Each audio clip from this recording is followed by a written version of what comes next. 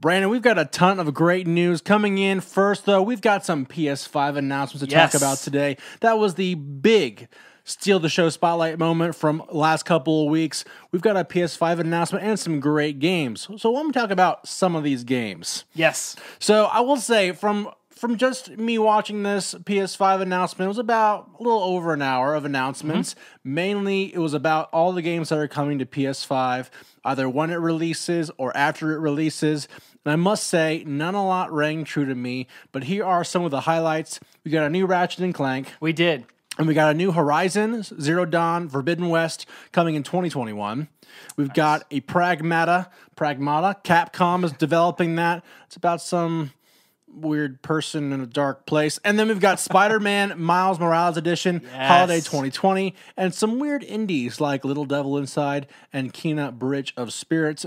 Brandon, what are your thoughts on the PS5 announcement as a whole? We finally got some information to talk about, which is awesome. I felt like the show was fine. I feel like it wasn't something that really showed us exactly why you need a PS5, because a lot of these games, they were great and they were really pretty, and there's a lot of stuff going on some of these, but it didn't feel super next gen in my opinion. But that's I reserve judgment until we actually see these in play, because I don't want to say, oh, that wasn't great, it wasn't next gen, and we get blown away. This is obviously still early on, so but it was fine. I think that it wasn't anything crazy, but it wasn't bad. I mean, I enjoyed watching the whole thing. Right, I did say one of the big things I noticed, one from the PS5 announcement, obviously a lot more games than actual console details. We didn't really see a lot of exclusives announced, never mind actual launch titles. And we'll talk about that more as we go down the strategy route. But first off, just so you guys know, as far as exclusives go, we are going to have a Demon's Souls remastered. That is kind of like the precursor to Dark Souls. Not a part of the actual universe as far as I'm aware. But Demon's Souls... maker? Yeah, same maker. Demon's Souls came out for was it PS2 or PS1? And it's by far one of the worst experiences of that franchise, but it's become legendary because of how hard it is. And then, of course, we have the new Spider-Man game, Miles Morales. You're really excited about that. I am excited, yeah. Why excited about Miles Morales? Well, my family, my boys really love Into the Spider-Verse. That's actually their first. It is an incredible experience. movie. I've never watched it before. Which is funny because I grew up Peter Parker with Spider-Man. For my kids, Miles is Spider-Man to them, and because that's their first interaction with that. Peter Parker, or as my middle child calls him, Peter B. Parker, because that's the Peter Parker in that movie. They love Miles, and I'm excited to see that and to get to play with them because they enjoy watching Dad play. I've had them swing around the city as Peter Parker, but when I told them, I said, guys, there's going to be a new game coming out and Miles is in it, they were freaking out. They were excited. So that is one that I guess we should have expected that was going to go that route, because they did introduce Miles in Spider-Man as a playable character, but as Miles, not as we know him in the comics.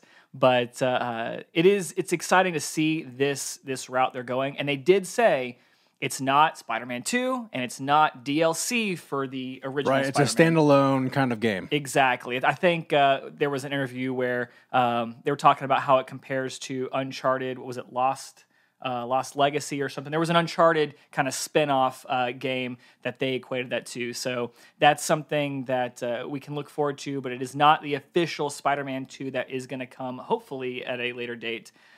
Which was interesting because it's they just released this game 2 years ago. So it kind of caught me off guard when I first saw that, because I was like, what? This is so soon. So it is going to be fun. You're playing as Miles, and you've got some of the abilities that he has from what it looks like in the trailer. He has the ability to turn invisible, it looks like, his power of electricity, and a lot of cool things there. So yeah, so definitely watch Enter the Spider-Verse before you play that game, because it'll help you with the storyline, I'm sure. All right, so we've also got Horizon Forbidden West coming. Now, it's not going to be a launch title, which is probably a disappointment to a lot of people, but that's a sequel to Horizon Zero Dawn, and it follows Aloy, the young warrior redhead. Kind of I feel like Brave from Disney is an inaccurate description, but that's the idea. She's going west this time. That looks really fun. And then, of course, we've got Gran Turismo 7. If you guys are big fans of racing simulators, Forza-style style. Gran Turismo is the older, more mature cousin of Forza Motorsport. And so number 7's coming out as well. And then we have games like Sackboy. No idea what that's about. We have Returnal and Astro's Playroom, which will be a Sony Studios, probably a hardware test, essentially. The Wii Sports of PS5. Actually, I liked Astro's. What was the first one? It was for VR. It was called Astro's. Oh, I feel terrible not knowing the name of this, but it's a fun VR title.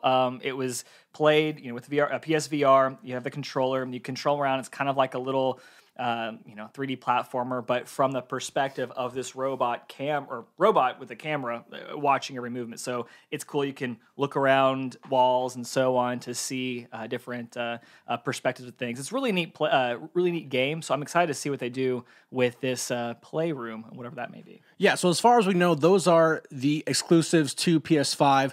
The rest of the games are going to be either multi-platform or timed exclusives.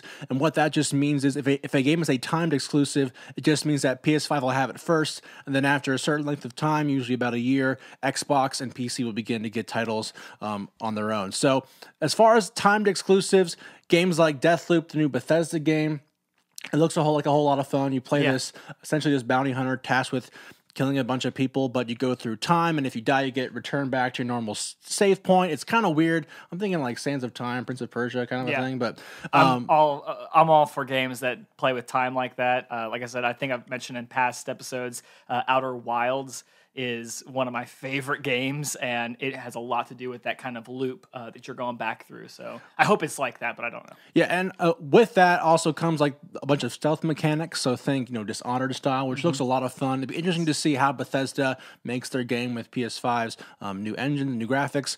And then, of course, we have Ghostwire Tokyo. If you like paranormal mystery games, that's a game that's coming to PS5 first and then coming to Xbox later. And then we got Godfall, Goodbye Volcano High, which is a weird dinosaur game.